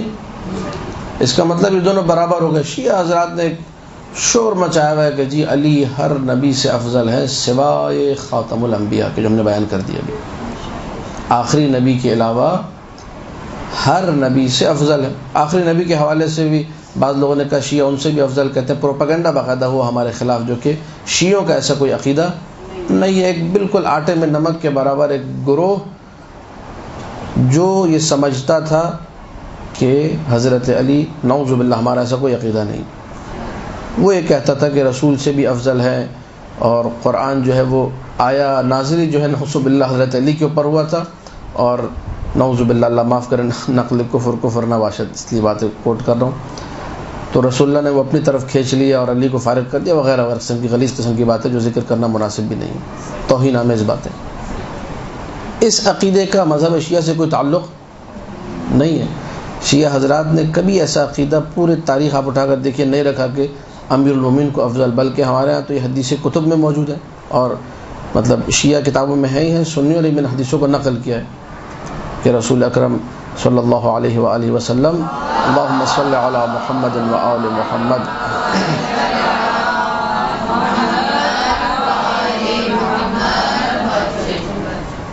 جب سفر میں ہوتے تھے، طویل سفر ہوتا تھا، سفر کرتے کرتے وہ جو نعلین عربی ہوتی ہے جب وہ پھٹ جایا کرتی تھی، اس کے تسمے مثلا ٹوٹ جایا کرتے تھے، تو امیر المؤمنین ہی کو دیا کرتے تھے. یعنی یہ کوئی ایک دفعہ کا واقعہ نہیں، یہ تسلسل تھا. سمجھ لیجیے یہ ایک لوگوں کو پتہ تھا کہ یہ کام علی ہی کا ہے. اور امیر المؤمنین فخر سے بیان کرتے تھے، کہتے تھے انا خاصف نعل رسول اللہ، میں رسول کی جوتی کو ٹانکنے والا ہوں. لفظی ترجمہ ہے اس کا. رسول کے اگر تسمے ٹوٹ جائیں ان کو جوڑنے والا میں ہوں. کہیں سے اگر جوتی پھٹ جائے تو اس میں پیوند لگانا، اس میں ٹانکنا، یہ میرا کام ہے. یہ مطلب عنوان فخر بیان کرتے تھے امیر المؤمنین سلام اللہ علیہ. تو ایسی ہستی جو کہ رسول کے سامنے، یا ایک اور ٹکڑا ہمیں ملتا ہے انا عبد من عبید محمد، میں محمد کے غلاموں میں ایک غلام ہوں. یہ تعبیرات یا ہر وہ خدمت جو آپ ظاہر فضائل کا ایک باب کھلے گا، وہ ذکر کرنا مقصود نہیں، فقط اشارہ کرنا کہ ایسی بہت ساری چیزیں جو ہیں آپ کو نظر آ جائیں گی جس میں آپ کو نظر آئے گا خود امیر المؤمنین یہ کہتے ہوئے دکھائی دے رہے ہیں کہ رسول اکرم ساری کائنات سے افضل ہیں. میں ان کے سامنے اپنا مرتبہ جو ہے، جو مرتبہ امامت ہے، اس کے باوجود ان سے چھوٹا ہوں. یا بعض روایات میں مثلا مولا نے فرمایا انا اصغر من ربی بسنتین، میں اپنے رب سے 2 اسٹیپ چھوٹا ہوں. انا اصغر من ربی بسنتین. اب یہ حدیث عجیب ہے لیکن موجود ہے کتب روایہ میں. رب سے 2 اسٹیپ چھوٹا ہوں. یا سنا چونکہ لفظ ہے، سنا کا مطلب اسٹیپ بھی ہوتا ہے، سنا کا مطلب سال بھی. اپنے رب سے 2 سال چھوٹا ہوں. مرحلہ الوہیت میرے پاس نہیں ہے، میں اللہ نہیں ہوں، نفی کر دی. اور دوسرا مرحلہ، مرحلہ نبوت اور مرحلہ خاتمیت جو ہے، خاتم الانبیاء والا مرحلہ، وہ بھی میرے پاس. بس یہ 2 اسٹیپ میرے پاس نہیں ہے، باقی ساری کائنات سے میں افضل ہوں. میں 2 مرحلوں کو، یہ علی کتنے چھوٹے ہیں، علی اتنے چھوٹے ہیں. اگر کوئی پوچھے علی کتنے چھوٹے ہیں تو جواب یہ، علی اتنے چھوٹے ہیں کہ علی اللہ نہیں ہے، علی اتنے چھوٹے ہیں کہ علی خاتم الانبیاء نہیں ہے. بس اس کے بعد ساری کائنات جو ہے علی کے قدموں میں ہے. امیر کائنات بمعنی الکلمہ، واقعا امیر کائنات ہے. بے حکم خدا، بے اذن خدا، بے مشیت خدا اگر کوئی امیر کائنات ہے، رسول اکرم صلی اللہ علیہ وآلہ وسلم کے بعد ذات علی بن ابی طالب. اللہم صل علی محمد و آل محمد. اب دوبارہ آتے سوال کی طرف. یہ بیچ میں ایک تمہید آ گئی جو ہم نے بیان کر دیا اس نقطے کو کہ امیر المؤمنین تمام انبیاء سے افضل ہے سوائے خاتم الانبیاء کے. اچھا، اب ہمارے علماء میں بھی، شیعہ علماء بھی، ان الفاظ کو آپ سے چاہوں گا کہ ذرا مزید دقت سے سنیے گا میں کیا کہنے لگا ہوں. ہمارے شیعہ علماء میں بھی، کیونکہ مختلف پوسٹیں مجھے معلوم ہے چلی تھی، میرے پاس بھی آئی تھی، یقیناً آپ کے پاس بھی آئی ہوں گی، آپ نے بھی دیکھی ہوں گی، اور تشویش کافی موجود ہے اس حوالے سے عمومی طور پر اذہان کے اندر. ہمارے علماء میں بھی آٹے میں نمک کے برابر شاید اکا دکا کوئی کونے میں بیٹھا ہو جس کے مثلا طبیعت خراب رہی ہوگی، بخار وغیرہ چڑھا ہوگا، اس نے یہ نظریہ مثلا بیان کر دیا ہوگا کہ جی نبی جو ہے نا مثال کے طور پر افضل ہیں امیر المومنین سے. وإلا ہمارے اکثر جو علماء ہیں، معظم علماء، معظم فقہا، معظم مراجع، سب کا یہ نظریہ رہا ہے کہ امیر المومنین رسول اکرم کو چھوڑ کر باقی تمام انبیاء سے افضل ہیں. اگر کوئی نزاع ہے کچھ بزرگان میں، وہ نزاع اولو العزم پیغمبروں کے حوالے سے. اولو العزم پیغمبر آپ جانتے 5، ان اولو العزم پیغمبروں میں حضرت آدم، حضرت موسیٰ، حضرت عیسیٰ، یہ جو پیغمبر جن کی تعداد آپ کو معلوم ہے، نام معلوم ہے، تقریباً سبھی کو معلوم ہوتے، بچوں کو سمجھ لیجیے اسماء گرامی آتے ہیں. ان میں اور امیر المومنین میں کون افضل ہے؟ اب رسول اکرم تو ایک تو آپ ہم لوگ فی عقیدے میں بات داخل ہے کہ وہ افضل ہیں امیر المومنین سے، باقی بچے 4، ان 4 کی بنسبت کیا حکم ہے؟ یہ نزاع کچھ علماء کے درمیان رہا ہے، معتبر علماء تھے، اور یہ وہ بھی نہیں تھے کہ کہا جائے کہ بخار چڑھا ہوا تھا اور طبیعت خراب تھی. یہ بہترین زبردست قسم کے علماء انہوں نے یہ نزاع رکھا. لیکن اس میں بھی وہ علماء جو اس نظریے کی طرف گئے کہ اولو العزم پیغمبر مثلا حضرت ابراہیم کو افضل مان لیا امیر المومنین سے، ظاہر ہے یہ علماء ان میں سے کوئی بھی معصوم نہیں. یہ بات کو ذہن میں رکھیے گا، اور اس نقطے کو آج کے دور میں بیان کرنے کی ضرورت ہے کہ ہمارے مراجع جو گزر گئے قدس اللہ اسرارہم، جو زندہ ہیں حفظہم اللہ، یہ سارے کے سارے مراجع، ان میں کوئی ایک مرجع بھی معصوم. اس نقطے کو اپنے ذہن میں رکھیے، کیونکہ بہت سارے لوگ ہیں کسی مرجع کے حوالے سے بات کرتے بھائی یہ بات غلط ہے، کہتے ہیں آغا صاحب آپ جو ہے نا توہین مراجع کی کیا بات ہے؟ ایک علمی بات آپ کے سامنے بیان کی جا رہی ہے، آپ جو ہے نا الٹا ہماری توہین کر رہے ہیں، کہہ کہ ہم توہین کر رہے ہیں. ہم نے کوئی توہین نہیں کی. بڑے بڑے علماء گزرے ہیں جن کے عجیب و غریب قسم کے نظریات تھے، اس پہ ردود لکھی گئی. اب وہ ایک انشاءاللہ موقع ملا تو آپ لوگوں کے سامنے ایک درس اسی پہ دوں گا، بڑوں کی چھوٹی چھوٹی غلطیاں، ٹھیک ہے؟ ایک پورا 1.5 گھنٹے کا درس ہونا چاہیے اس پہ کہ ہمارے بزرگان سے کون کون سی غلطیاں سرزد ہوئی ہیں. اور درس ہونا چاہیے اس لیے کہہ رہا ہوں، اگرچہ ممکن ہے کسی ماحول میں چیز ٹھیک نہ ہو، کہنے کا مقصد یہ تاکہ ایک جو بلبلا سا بن کے ایک خناس سا ذہن میں بیٹھ گیا کہ یہ جو ہے نا مثال کے طور پر ان کا ڈائریکٹ امام زمانہ سے ربط ہے، سارے کے سارے مربوط ہیں، کسی کا ارتباط اگر ہو جائے ہمیں اس سے کوئی انکار نہیں. میرے باقاعدہ اس پہ دروس موجود ہے نیٹ کے اوپر کہ ارتباط ممکن ہے، لیکن بے طریق یقین کہنا کہ سب کے سب مربوط ہیں، اور جو بات ان کو سمجھ میں آتی ڈائریکٹ مثال کے طور پر ٹیلی نار کے نمبر پہ امام زمانہ سے ارتباط کیا اور کہا کہ مولا مسئلہ بتا دیجیے، ایسی کوئی کہانی ہمارے پاس موجود نہیں ہے. کہ آپ نے فون کیا مولا مسئلہ سمجھ میں نہیں آ رہا، مولانا نے کہا ہاں میرے بیٹے میرے مر جائیے تو مسئلہ سمجھ لو، ایسا کچھ بھی موجود نہیں ہے. اگر کسی کا ارتباط ہے عالم خواب میں ہوا یا ویسے بھی اگر ہوا ہے ممکن ہے، لیکن میں اس کو پروموٹ کروں، میں پروپیگنڈا کروں کہ ہاں یہ صاحب ہے یہ صاحب ہے، یہ چیز درست. اور اگر کوئی یہ کام کرے حدیث معصوم نے کہا اس کو جھوٹا قرار دو، ولو یہ سچ بول رہا ہوں، ممکن ہے واقعی ارتباط ہو، فرض کیجیے کسی مرجع کا ارتباط ہو گیا اور کسی طریقے سے بندہ حقیر کو پتہ چل گیا، اگر میں آ کے پروموٹ بھی کروں تو آپ کے لیے حکم یہ ہے کہ آپ بولیں یہ جھوٹ بول رہی، ولو میں سچ بول رہا ہوں. اس نقطے پہ دقت کیجیے گا، اگرچہ میں سچ کہہ رہا ہوں، آپ کی شرعی ذمہ داری کیا ہے؟ اس میں کوئی قباحت نہیں، کوئی یہ نہ کہے کہ جی توہین ہو رہی ہے، اور نہیں، حکم معصوم ہے بھائی. جس طرح معصوم نے کہا جو دین میں بدعتیں ایجاد کرے اسے گندا کرو، یہ کلام معصوم ہے، میرا کلام نہیں. اب یہ نہیں کہ اردو کی تعبیر میری ہے. اکثروا الوقیعۃ فیہم، کتاب کافی شریف میں روایت موجود ہے، مستدرک میں ہے، بہار میں، جگہ جگہ. جو دین میں بدعتیں ایجاد کرے اسے گندا کرو. گندا کیا مطلب گندا کرے؟ کہ اتنا گندا کر دو کہ لوگوں کو یقین ہو جائے کہ یہ نااہل انسان، اس سے دین نہیں لیا جا سکتا. اب تعبیرات اور بھی ہیں، وقت نہیں میرے پاس میں بیان کروں. خلاصہ اپنی گفتگو کی طرف ہم لوگ لوٹیں. معصومین کون کون ہیں؟ انبیاء معصوم ہیں. اس کے بعد 14 معصومین ہمارے پاس، یعنی انبیاء ہی کہ اس میں ایک معصوم ہے، خاتم الانبیاء ہے، باقی 13 معصومین. حضرت فاطمہ سلام اللہ علیہ ایک عورت ہے. اللہم صلی علی محمد و آل محمد.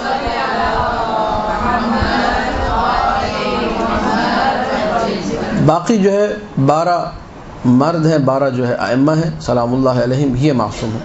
اس کے بعد کوئی معصوم ہمارے پاس نہیں کہ آپ بولے جی فلانا مرجع بھی جو ہے مثلا مقام عصمت پر فائز تھے، تو مراجع سے علماء سے غلطیاں ممکن ہیں، غلطیاں ہوئی ہیں، انہوں نے کی ہیں. تو اگر کوئی فرد کا نام کو تاریخ میں ملا کہ فلانا مثلا شیخ نے یہ کتاب لکھی ہے اور اس میں یہ بیان کیا کہ اولو العزم پیغمبر مثلا جو ہے امیر المومنین سے افضل تھے، تو آپ اس کو واٹس ایپ پہ چلائیں گے. یہ ہوا یہ کام، اس لیے میں عرض کر رہا ہوں بعرض معذرت. وہ فلانا صاحب نے لکھا، تو فلانا صاحب نے لکھا ہے، اس کے سامنے 150 بندے کھڑے، انہیں کیوں نہیں دیکھتے؟ عقل ماری گئی ہے آپ کی، یا مثال کے طور پر آپ بیگم نے صبح ناشتہ نہیں دیا تھا مثلا، چائے ڈھنگ کی نہیں ملی تھی، کیوں آپ ایسے میسج کو آگے فارورڈ کر رہے ہیں؟ خدا را تھوڑے سے ہوش کے، آپ جو ہوش کے ناخن ہوتے ہیں، پتہ نہیں عقل کے ناخن ہوتے ہیں، مجھے نہیں معلوم کس چیز کے ناخن بہرحال ہوتے ہیں، تو ان سے اپنے سر کو کھجائیے اور تھوڑا سوچئے میں غلط کام کر رہا ہوں، طریقہ درست نہیں ہے یہ کہ ایک کتاب میں پڑھا ایک شاذ و نادر مسئلہ، جس طرح ایام فاطمہ میں ہوتا ہے کہ وہ فلانا صاحب نے کہا تھا جی حضرت محسن کے اسقاط کی روایت ضعیف ہے، اب اس کو وہ بھیج رہے ہوتے ہیں، یہ دیکھو یہ دیکھو. وہ آگے جو 60-70 جو ہے بڑے بڑے توپ شخصیات جنہیں کہا جاتا ہے، وہ کہے بیٹھی ہیں کہ یہ واقعہ ہوا تھا، یہ مصائب ہوئے تھے، ان کو بھول کر تمہیں وہی ایک بندہ ملا. اسے کہتے ہیں طبیعت کی خرابی، اسے کہتے ہیں کج فہمی، اسے کہا جاتا ہے کہ اس کے اندر کچھ نہ کچھ جو ہے اس کو کسی وہ ماہر نفسیات کی طرف رجوع کرنا چاہیے، اس کا مکمل صحیح طریقے سے کافی سال علاج کرے، تب جا کر اس سے صحیح باتیں سرزد ہونا ممکن ہے.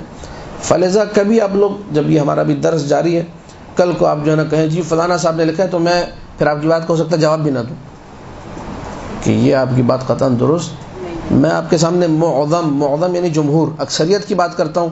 آپ مجھے کونے میں سے ایک بندہ نکال کے پیش کرتی انہوں نے یہ کہا، تو میں کہوں گا ان کو آپ اپنے پاس رکھیں، ٹھیک ہے، اپنی چادر کے اندر پلوں میں باندھ کے ہلاتی پھر ان کو، مجھے اس کی ضرورت نہیں ہے. میں اکثریت کی بات کر رہا ہوں، آپ کسی ایک کو خدا رہا میرے سامنے مت لے کر آئے. تو اکا دکا 3 4 5 افراد آپ کو شاید مل جائیں، اس سے ہمیں کوئی سروکار نہیں کہ جنہوں نے کہا ہو کہ، کیونکہ نزاع کا مطلب یہ جھگڑا ہوا ہی ہے، اس میں کچھ ایسے رہے ہوں گے کہ جو اس بات کے قائل ہوئے ہوں. اولو العزم پیغمبر، اولو العزم، تاکید کر رہا ہوں، اولو العزم وہ افضل ہیں کس سے؟ امیر المومنین سے. اما یہ کہ امیر المومنین ان اولو العزم کو چھوڑ کر باقی تمام انبیاء سے افضل ہے، اس میں اکثر اصلا خلاف کا بھی ادعا کرنا غلط ہے کہ کوئی اختلاف بھی ہوا تھا، ایسا کوئی اختلاف بھی نہیں ہے. اب ہم لوگ اس مسئلے کی طرف چلتے ہیں کہ کیا امیر المؤمنین سلام اللہ علیہ افضل ہیں انبیاء سے، حتیٰ کہ اولو العزم انبیاء سے؟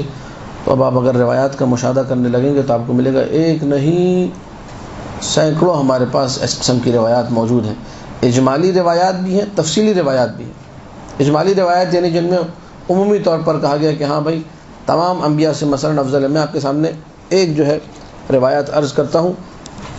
آیہ نور اگر آپ لوگوں کے ذہن میں ہو، تفسیر البرہان ہے اور سورہ نور آپ لوگ پڑھیے گا. عورتوں کو حکم بھی یہ ہے کہ عورتیں جو ہے سورہ نور کی تلاوت جو ہے کریں، کثرت سے سورہ نور کی تلاوت انشاءاللہ آپ کے دل و دماغ کو منور کرے گا. اس کی سورہ نور کی تلاوت آپ لوگ جب مدرسۃ القائم آیا کریں تو ایک دفعہ پہلے بیٹھ کے سورہ نور پڑھ لیا کریں، تاکہ اگر مجھ جیسا کوئی مولوی الٹی بات بھی کرنے لگے غلط بات تو آپ لوگوں کے نور کی وجہ سے ٹھیک کر دے اس کو.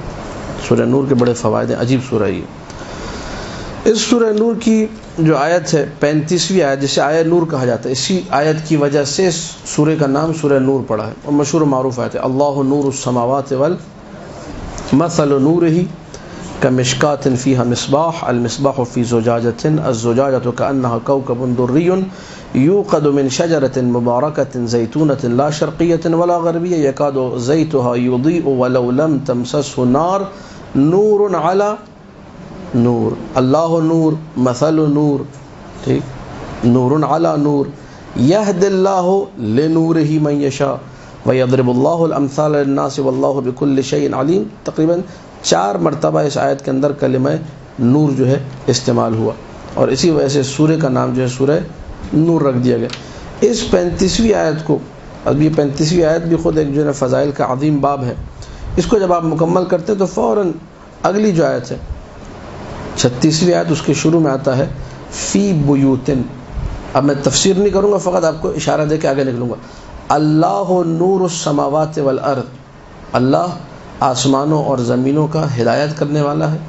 مثل نورہ, اس کے نور کی مثال, کمشکاتن, ایک مشکات, ایک جو ہے چراغدان جسے کہا جائے, فیہا مصباح, اس میں ایک چراغ ہے.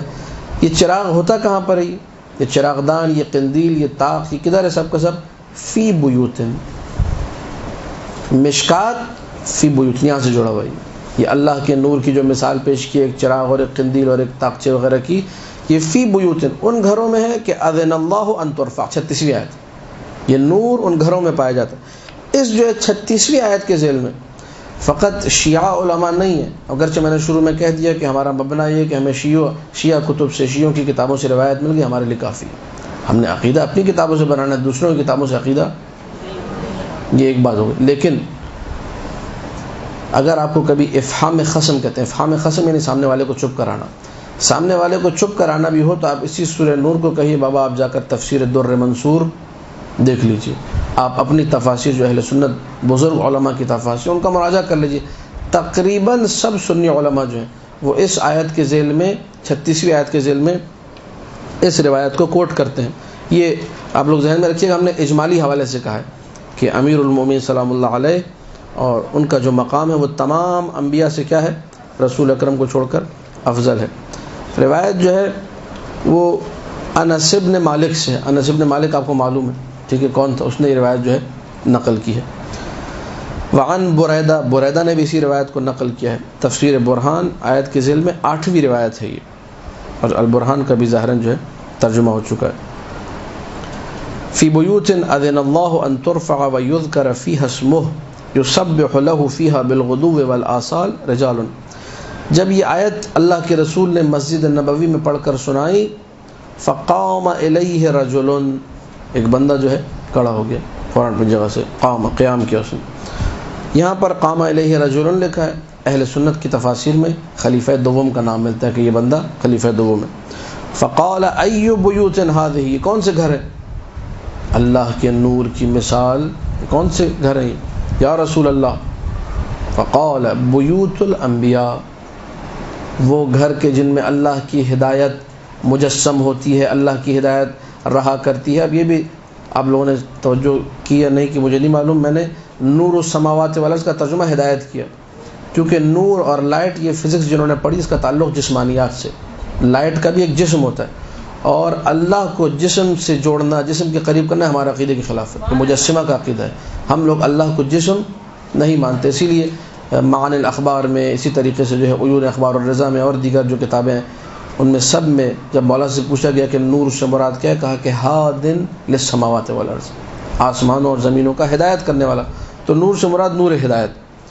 یہ کون سے گھر ہیں کہ جن میں یہ نور ہدایت پایا جاتا ہے, اللہ کا نور ہدایت؟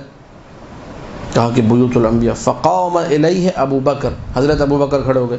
فقال یا رسول اللہ ھذا البیت منہا, اشارہ کیا, ھذا اشارہ کیا جاتا ہے, ھذا البیت منہا. جنہوں نے حج یا عمرہ انجام دیا ان کو معلوم ہے کہ کوئی خاص فاصلہ 10 قدموں زیادہ کا فاصلہ نہیں ہے. خانہ فاطمہ و علی اور مسجد کے درمیان کوئی فاصلہ, ایک ہی سمجھ لیجئے, ایک ہی گھر کا آنگن اور گھر کا یہ حساب ہے ان کا. یا رسول اللہ ھذا البیت، یہ گھر جو ہے علی و فاطمہ سلام اللہ علیہما کا گھر ان میں سے ہے؟ قال اللہم صلی علی محمد و آل محمد واشار الی بیت علی و فاطمہ. جب یہ ھذا البیت کہہ رہا تھا کس کے گھر کی طرف اشارہ کیا؟ علی و فاطمہ بی بی کے گھر کی طرف اور مولا علی کے گھر کی طرف اشارہ کیا کہ یہ گھر بھی ان میں سے. اچھا اب میں آپ سے تھوڑی سی دقت چاہوں گا، اگر جو ہے پہلے سے کچھ ایسی باتیں نہ سنی ہوتی تو یہ سوال بنتا ہے. پہلے سے سنتے رہے ہوں گے نا کہ ان کا کوئی نہ کوئی تعلق ہے نبوت کے گھرانے سے، اہل بیت میں سے ہیں، ان کے فضائل کیا ہیں، لیکن پھر جو ہے ظاہر ذہن میں وہ سوال چونکہ ہضم نہیں ہو رہے تھے، بہت سے لوگوں کو فضائل ہضم نہیں ہو رہے تھے، تو پھر یہ سوال کیا ھذا البیت منہا، یہ گھر ان میں سے ہے، اشارہ بھی کر دیا.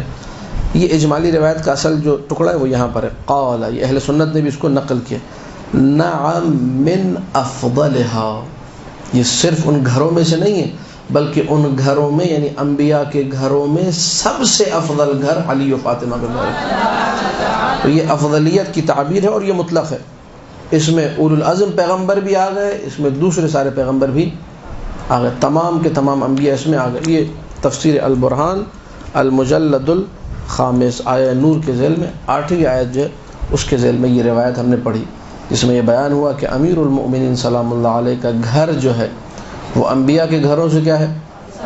افضل ہے. اور ظاہری سی بات ہے کہ یہ جو کہا جاتا ہے کہ گھر افضل ہے، گھر افضل ہے کا مطلب تو یہ نہیں ہوتا کہ مثال کے طور پر اس کی چار دیواری افضل ہے، اس میں کھڑکیاں لگی ہوئی وہ افضل ہیں، اس کی مثال میں اینٹیں لگی ہوئی وہ افضل ہیں. مکان بنتا ہے مکین سے، ٹھیک ہے؟ تو افضل کون ہوئے؟ علی و فاطمہ سلام اللہ علیہ. تو جن لوگوں کو سمجھ میں نہیں آ رہی، ہم لوگ صرف امیر المؤمنین کی افضلیت کے قائل نہیں، اسی طرح جناب زہرا کی افضلیت کے بھی قائل ہیں ہم لوگ کہ یہ بھی جو ہے انبیاء سے افضل ہے. اب تاریخ میں آپ لوگ واقعات کا میں فقط کچھ اشارے کر رہا ہوں، جا کر پڑھیے گا. حرہ کا واقعہ آپ لوگوں کو یاد ہونا چاہیے، حجاج ابن یوسف ثقفی کے دربار میں کیسے استدلال کیا. حدیث ہے جو مشہور و معروف حدیث ہے جو بعض خطبہ نے پڑھی بھی، ان کا بھی کلپ جو ہے چلا ہوا ہے. صعصع ابن سوحان والا واقعہ جو ہے مشہور واقعہ، میں ذکر نہیں کروں گا. انہوں نے جب آ کے مولا سے پوچھا، ٹھیک ہے، مولا نے کس طریقے سے جواب میں جو ہے کہا کہ میں کن کن وجوہات کی بنا پر افضلیت رکھتا ہوں، میرے وجہ افضلیت میں جو ہے کون کون سے معیارات شامل ہیں. میری ماں کو مثلا خانہ کعبہ کے پاس، وہ گھر میں تھی، وہ خانہ کعبہ میں نہیں تھی، ان کو بلا لیا گیا. مریم کو بیت المقدس سے نکال دیا گیا، باہر کر دیا گیا، وغیرہ وغیرہ. وہ ساری کی ساری چیزیں اب تفصیل مقصود نہیں ہے، لیکن یہ تمام کی تمام چیزیں ایسی ہیں کہ آپ کو اس پہ تفصیلاً کام کرنے کی ضرورت ہے. ان واقعات کو یاد کریں، مجالس میں ان کو پڑھیں، بچوں کو بھی یاد کریں تاکہ یہ عقیدہ جو ہے راسخ ہو جائے ہمارے درمیان. شیخ مفید کی ایک کتاب تفضیل علی، اس میں تمام ادلہ کو جمع کر دیا گیا، جتنی ادلہ ممکن تھی ان کے پاس، شیخ مفید کے پاس تفضیل علی میں انہوں نے جمع کر دیا کہ امیر المومنین کو فضیلت حاصل ہے. ہمارا عقیدہ یہ ہے کہ تمام اصحاب پر بھی فضیلت ہے، اس میں کوئی شک و شبہ نہیں ہے. جو بعض لوگوں نے عقیدہ بیان کیا کہ جی ہمارے پاس جو ہے مثلا حضرت ابو بکر تمام اصحاب سے افضل ہیں رسول کے بعد. شیعوں کا عقیدہ کیا ہے؟ تمام اصحاب سے افضل کون ہے؟ امیر المومنین ہے. اصحاب چھوڑیے، انبیاء سے افضل کون ہے؟ اب یہ کہ اس مسئلے کو اہل سنت کے سامنے اگر پیش کرنا ہو، برادران اہل سنت کے سامنے کہ بھائی امیر المؤمنین سلام اللہ علیہ کیسے افضل ہیں اصحاب سے، تو انہی کی کتابوں سے آپ کو 25 حدیثیں مل جائیں گی. ہماری کتابوں میں تو بے شمار ہیں، ان کی کتابوں میں بھی ہے. مسند احمد ابن حنبل ہے، مناقب ابن مغازلی ہے، فرائض السمتین ہے، وغیرہ وغیرہ. ایک ٹکڑا فقط عرض کر دوں تاکہ یہ ذہنوں میں رہ جائے. ابن عباس سے منقول ہے اور سنیوں نے اس کو نقل کیا ہے، کہا کہ اگر علی کے فضائل میں سے کسی ایک فضیلت کو، علی کے فضائل میں سے کسی ایک فضیلت کو سارے اصحاب رسول کے درمیان تقسیم کر دیا جائے تو سارے صحابہ کی خیر ہو جائے گی، سب صحابہ کا بھلا ہو جائے گا. یعنی امیر المومنین کی ایک فضیلت جو ہے وہ تمام اصحاب میں اگر تقسیم کریں گے تو سب کی عاقبت کیا ہو جائے گی. یہ ابن عباس کے جملے، خود ایک صحابی کے جملے. تو اس سے سمجھ میں آتا ہے کہ ان کے پاس یہ چیز جو ہے یقیناً واضح تھی، آشکار تھی کہ امیر المومنین تمام اصحاب سے افضل ہے. لیکن بعد میں جو ماحول پیدا ہوا، جو بغض علی کی ایک فضا باقاعدہ جو ہے اس کو ہمکنار کیا گیا، سازشیں کی گئیں، یہاں تک کہ جو ہے ہمیں یہ جملہ ملتا ہے، عجیب و غریب جملہ، میں نام نہیں لوں گا کس نے یہ جملہ کہا، لیکن یہ کہ انسان کان پکڑتا ہے، توبہ کرتا ہے۔ اعمش ابن مہران جو کہ امام کے جلیل القدر صحابی تھے، چھٹے مولا کے، یہ زندگی بھر فضائل علی نقل کرتے رہے، اور آپ لوگ بھی نقل کیجئے، مجالس میں پڑھیے، اس خناس کو ذہن سے نکالیے کہ جو نا مجلسوں میں کام کی بات ہونی چاہیے اور فقط تبلیغ کرو اور فضائل ہم نے بہت سن لیے، یہ وسوسہ شیطانی ہے۔ جو یہ بات کر رہا ہے اس سے دور ہو جائیں کہ یہ شیطان کا بندہ، یہ رحمان کا بندہ نہیں ہو سکتا جو کہے کہ فضائل علی بہت ہو گئے۔ فضائل علی بہت ہو گئے اس کا مطلب بخار چڑھا ہوا، طبیعت جو ہے اس کی خراب ہے، اس کو آپ لوگ یقیناً اپنے ذہن میں بٹھا لیجئے۔ فضائل پڑھیے، بابانگ دوحل پڑھیے، جتنا ہو سکتا ہے پڑھیے، اور صرف پڑھیے نہیں بلکہ لکھیے، سنیے بھی اور سنائیے بھی۔ اگر فضائل سن لیے، مثلا مجلس میں بیٹھ کر میں سناؤں لوگوں کو، یا وہ لوگ جو مثال کے طور پر سنا رہے ہیں وہ یہ نہ، مثلا میں مجلس پڑھتا رہتا ہوں لیکن میری پوری کوشش ہوتی ہے ماہ محرم میں جب عشرے بھی ہوتے ہیں ہمارے کہ لازمی طور پہ کسی مجلس میں بیٹھ کر سنوں جا کر فضائل، وہ جو میں نے خود پڑھے لوگوں کو پڑھ کے انہیں کو سنوں۔ کیوں؟ کیونکہ سنانے کا ثواب الگ ہے، سننے کا ثواب الگ ہے۔ اللہ کے رسول نے فرمایا اللہم صلی علی محمد و آل محمد،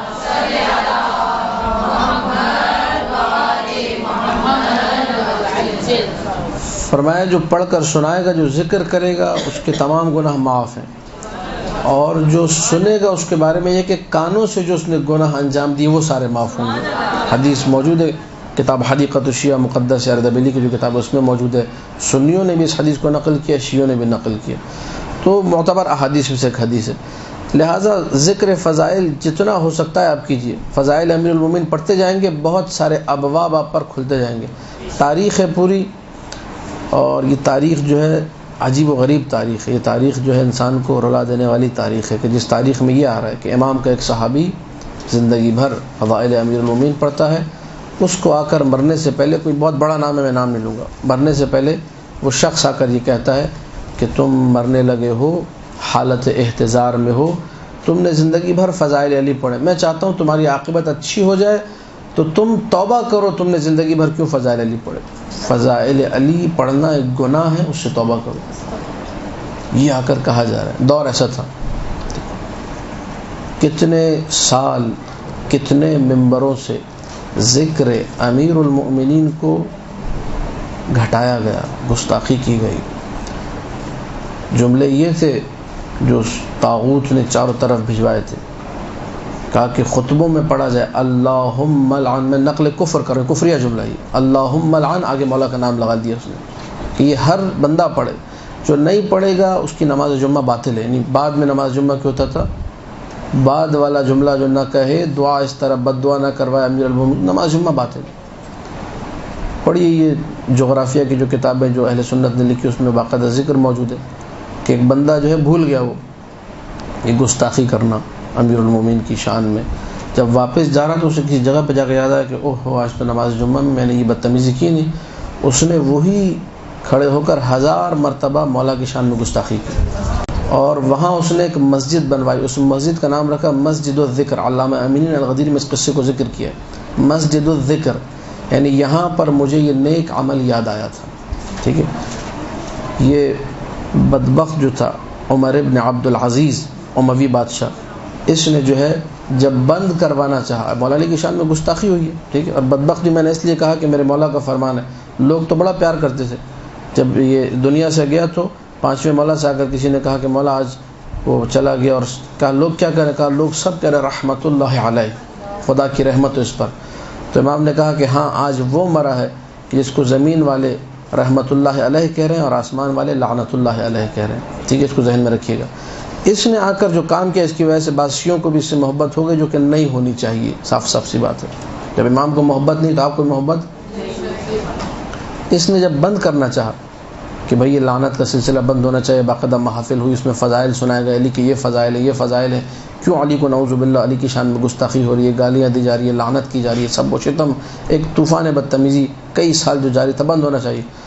تو کچھ لوگوں نے، یہ ہے مظلومیت کے جملے، کچھ لوگوں نے آ کر عمر ابن عبدالعزیز سے کہا کہ امیر تو نے جو اعلان کرنا ہے کہ یہ لعنت اور یہ ملامت اور یہ سب و شتم کا سلسلہ بند ہونا چاہیے، اسے تو ذرا لیٹ کر، تھوڑا مؤخر، مطلب آج اعلان کرنا ہے تو 1 مہینے بعد اعلان کر۔ کہا وہ کیوں؟ کہا کہ ہم نے نظر مانی ہوئی ہے، اگر نظر ہماری پوری ہوگی تو ہم اتنے 1000 دفعہ یا اتنے 100 مرتبہ علی کی شان میں گستاخی کریں گے۔ آپ یہ سینیریو، اس سچویشن کو ذرا سمجھیے کہ جو ہم 1400 سال سے ہم لوگ فضائل پڑھ رہے ہیں، بے وقوف نہیں ہیں ہم لوگ۔ 1400 سال سے جو ہم لوگ علی علی کر رہے ہیں، جو مائیں ہمیں بچپن سے یا علی سکھاتی ہیں، جو علی کے ذکر میں آنکھ میں ہماری بس اوقات آنسو آ جاتے ہیں، کریا کرنے لگتے ہیں ہم لوگ، یہ علی کتنی مظلوم ذات ہے۔ یہ افضل المؤمنین، امیر المؤمنین سلام اللہ علیہ، ساری کائنات مل کے گستاخی کر رہی، ممبروں سے گستاخی ہو رہی ہے، ٹھیک ہے۔ اسی لیے علامہ امینی سے کسی نے پوچھا تھا آپ کی کوئی خواہش ہے، تو کہا کہ ہاں ایک خواہش ہے، میں دوبارہ زندہ ہوں اور رفع حاجت، کھانا پینا، یہ ساری جو جسمانی چیزیں اللہ مجھ سے چھین لے، اس کے بعد پہلی سانس سے لے کر آخری سانس تک علی کا ماتم کرتا رہوں، علی کی مظلومیت پر گریہ کرتا رہوں، کتنا مظلوم ہے علی، علی پر روتا رہوں۔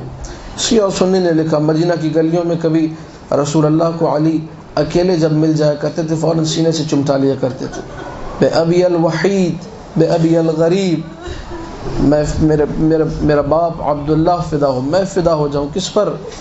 اس پر جو بہت ہی اکیلا ہے، بہت ہی غریب ہے، وحید، فرید، غریب، یہ تعبیریں ملتی ہیں۔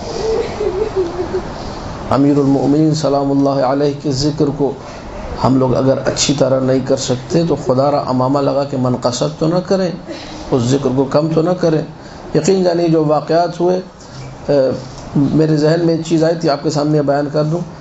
امام زمانہ کا دل دکھا ان چیزوں سے، جن لوگوں نے دشمنان علی کی مدح کی، جن لوگوں نے علی کے ذکر کو گھٹایا، انہوں نے امام زمانہ کا دل دکھایا۔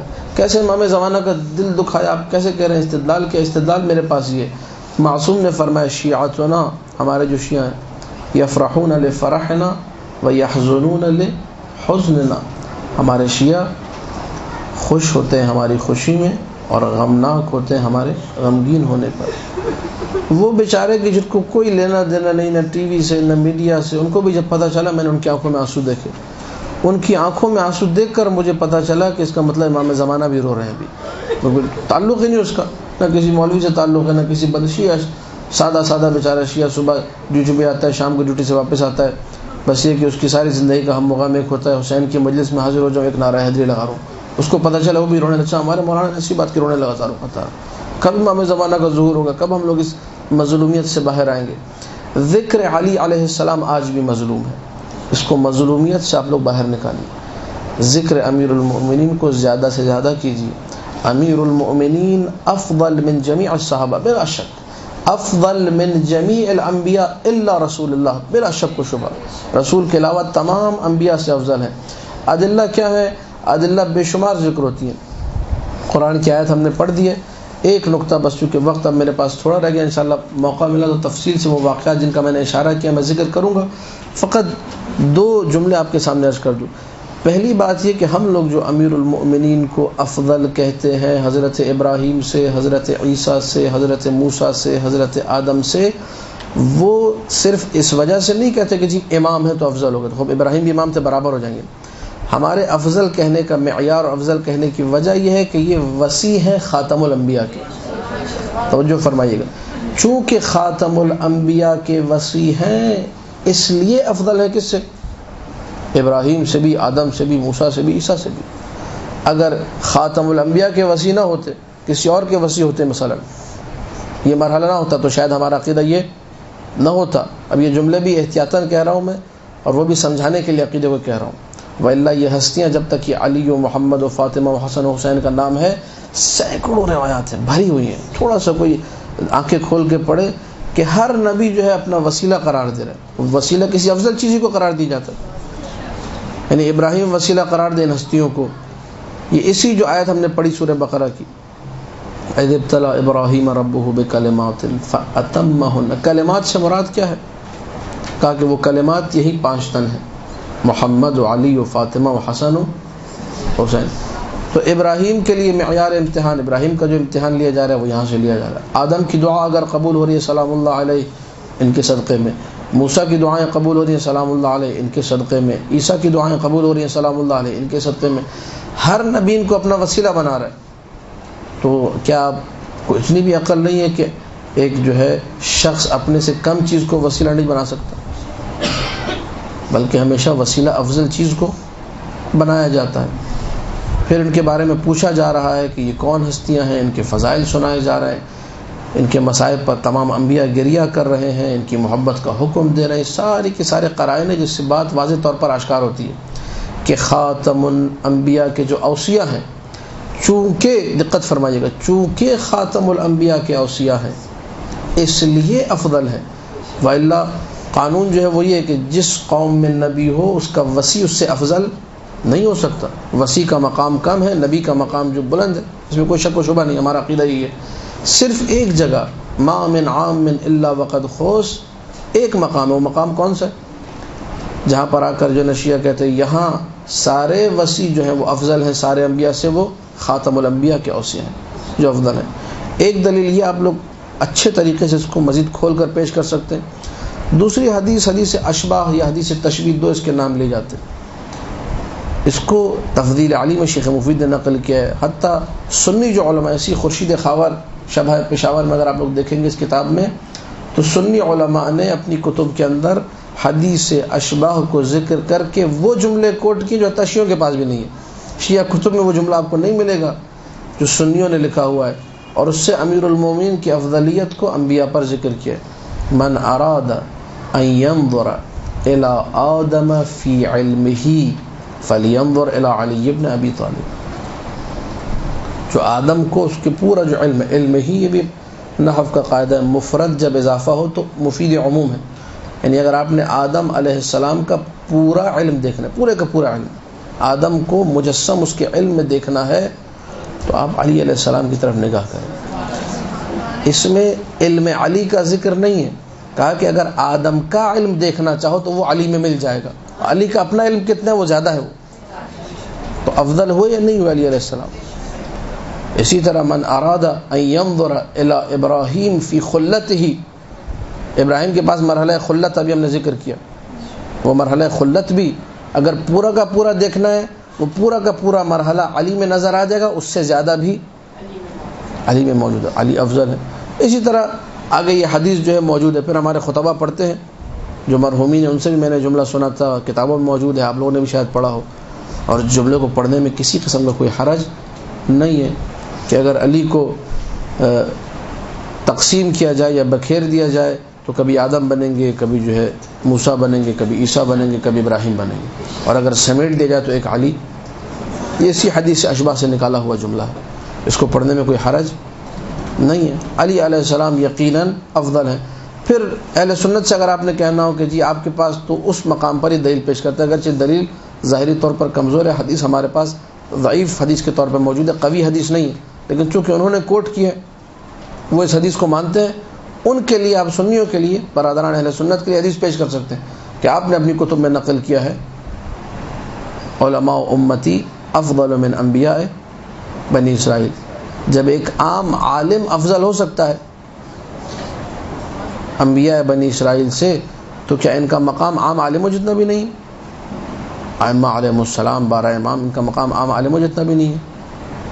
آپ کے امام اعظم ابو حنیفہ یہ کہا کرتے تھے لولا سنتان لہلک نعمان، اگر وہ 2 سال جو میں نے چھٹے امام جعفر صادق کی خدمت میں گزارے وہ نہ ہوتے، اللہم صلی علی محمد و آل محمد،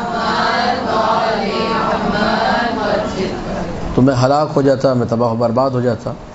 ایسے عالم کو کہ جس میں آپ کی پورے، جسے کہا جائے امام، بڑے امام، وہ کہہ رہے ہیں 2 سال نہ ہوتے میں ہلاک ہو جاتا، ان کے استاد کو آپ لوگ افضل ماننے کو تیار نہیں ہیں. ان کو ماننے کو تیار ہیں.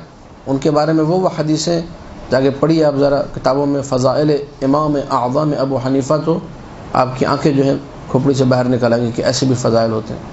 ذکر کیا انہوں نے، انسان 14 طبق روشن ہو جاتے، حیران و پریشان رہتے کہ اتنے عجیب فضائل. وہ جس ہستی کے بارے میں کہیں کہ یہ میرے بھی استاد، ان کے بغیر میں کچھ نہیں ہوں، تباہ و برباد ہوں، ان کو آپ افضل نہیں مانتے. یہاں کہ آپ کہتے ہیں وہ غلو ہو گیا، عقیدہ خراب ہو گیا، یہ ہو گیا، وہ ہو گیا. اگر ہماری کتب میں ہمارے علماء اور محدثین نے اس حدیث کو ذکر کیا حدیث ضعیف کے طور پہ، لیکن وہاں انہوں نے اپنی شروحات میں واضح طور پہ یہ لکھا، جیسا کہ سید نعمت اللہ جزائری نے اپنی بعض کتابوں میں ذکر کیا ہے کہ اگر اس حدیث کو مان لیا جائے علماء امتی افضل من انبیاء بنی اسرائیل، تو اس صورت میں ہم علماء سے مراد فقط آل محمد کو لیں گے. مراجع اور علماء مثلا جو آپ لوگ علماء کہتے ہیں وہ مراد نہیں ہو سکتے. ہمارے بعض لوگوں نے یہ بھی بیوقوفی جو ہے ماشاءاللہ اچھی طریقے سے انجام دی ہوئی کہ وہ عالم کو حضرت آدم سے افضل کر دیتے ہیں. کہتے ہیں ہمارے جو علماء ہیں شیعہ علماء، بعض لوگ تو کراچی تک کے علماء کو شامل کر لیتے، بعض خیر اوپر رکھتے ہیں، شیخ مفید کو رکھتے ہیں، مثلا شیخ علامہ اہلی کو رکھتے ہیں. وہ جو علماء تھے علامہ اہلی، بعض لوگوں نے واقع بھی بنا دیے کہ انہوں نے مقدس اردبیلی نے خواب میں دیکھا کہ جو ہے نا سوال ہوا کہ کیا، اور وہ انہوں نے 5-6 جوابات دے دیے. تو کہا آپ نے 5-6 جوابات کیوں دیے؟ ٹھیک ہے، حضرت موسیٰ نے سوال کیا تھا یہ، تو کہا آپ نے بھی تو دیے تھے جب اللہ نے کہا کہ وما تلک بیمینک یا موسیٰ، ٹھیک ہے ہمارے ہاتھ میں کیا ہے؟ تو آپ نے کہا ہاتھ میں یہ ہے اور اس سے یہ کرتا ہوں اور یہ جانوروں کو چراتا ہوں فلانا احش بہا غنمی وغیرہ وغیرہ. آپ نے بھی کئی جوابات دیے تھے. اس سے انہوں نے نکالا کہ اچھا اس کا مطلب یہ جو عالم تھے مقدس اردبیلی یہ افضل تھے کس سے؟ حضرت موسیٰ سے. یہ یعنی انتہائی بیوقوفانہ بات ہے. ٹھیک ہے، کسی شیعہ کا من حیث العقیدہ اگر یہ عقیدہ بن رہا ہے کہ وہ مقدس اردبیلی کو مثلا یا آیت اللہ بہجت کو یا کسی بھی اور عالم کو تاریخ علماء شیعہ میں کہے کہ جی ہمارے علماء افضل ہیں حضرت موسیٰ سے. حضرت موسیٰ یا موسیٰ اصطنعتک لنفسی، موسیٰ میں نے تمہیں اپنے لیے بنایا ہے. اللہ قرآن میں کہہ رہے ہیں اخترتک لنفسی، اپنے لیے چنا ہے میں نے. یہ بےہودہ بات ہے، یہ عقیدے سے کوئی تعلق نہیں ہے. اس کا تعلق ہے بےہودگی سے، حماقت سے. کتابوں میں واقعات لکھے ہوئے پڑھنے والا آپ کو پڑھ پڑھ کے سنا رہا ہے، لیکن آپ جب عقیدے کی بات کریں تو عقیدہ ان خوابوں کے اوپر اور جو نا فضول باتوں کے اوپر عقیدہ کبھی بنتا نہیں. ہمارا ایسا کوئی عقیدہ نہیں. علماء و امتی افضل من انبیاء بنی اسرائیل، جی آپ کی فلاں شیعہ کتاب میں حدیث لکھی ہوئی تو ٹھیک ہے، انہی کا تعلیقہ بھی پڑھ لیجئے، وہ میں نے پڑھا ہوا شاید آپ کی نگاہوں سے نہیں گزرا. انہوں نے واضح طور پہ لکھا ہے کہ اگر کنڈیشنل سینٹنس ہے، اگر آپ نے اس حدیث کو مانا، اولاً کیا ہے ہم اس حدیث کو نہیں مانتے، حدیث ٹھیک، اگر اس حدیث کو مانا تو علماء سے مراد 12 امام ہوں گے ہمارے، اور کوئی مراد نہیں ہو سکتا. اور یہ حدیث موجود ہے ہماری کتابوں میں. معصوم نے فرمایا نحن العلماء وشیعتنا المتعلمون، عالم ہم ہیں، باقی ہمارے شیعہ جو ہے وہ طالب علم ہیں. اس زاویے سے ہم لوگ مان سکتے ہیں. اما اس کے علاوہ آپ اس کا اطلاق ہر عالم پر لے جائیں کہ ہر چھوٹا موٹا عالم جو ہے وہ انبیاء سے افضل، ایسی کوئی کہانی ہمارے پاس موجود نہیں ہے. خلاصہ گفتگو ایک جملے میں کروں، وقت ہمارا تمام ہو چکا ہے. تمام انبیاء سوائے رسول اکرم کے، ان سے امیر المؤمنین سلام اللہ علیہ افضل ہیں. اصحاب سے افضل کسی شیعہ کو پھر اس بارے میں دو رائے نہیں رکھنی چاہیے، کوئی شک و شبہ ہی نہیں کہ یقیناً تمام صحابہ سے کیا ہیں افضل ہے. اس میں کوئی شک و دلیل ہے کیا آپ کے پاس؟ سورہ بقرہ کی 124ویں آیت دلیل کے طور پر آپ لوگ مقام امامت کے حوالے سے پیش کریں. اس کے بعد یہ 3-4 روایتیں جو ہم نے سنائی یہ سنائیے. حدیث اشباہ اس کو کہا جاتا ہے، من اراد ان ينظر، اس کو حدیث اشباہ بھی کہتے ہیں. اسی کا دوسرا نام حدیث تشبیہ بھی ہے. یہ بعض اوقات پریشانی ہوتی ہے، وہ ہم نے مولانا صاحب ڈھونڈی کتاب میں، وہ حدیث ہی نہیں ملی، آپ کہتے ہیں اس کتاب میں ہے. تو کبھی حدیث اشباہ لکھا ہوا ملے گا آپ کو، کبھی حدیث تشبیہ لکھا ہوا ملے گا. بعض لوگ تشبیہ کا نام دیتے ہیں، بعض لوگ اشباہ کا. تو آپ ان دونوں کو ذہن میں رکھیے، آپ کو حدیث مل جائے گی.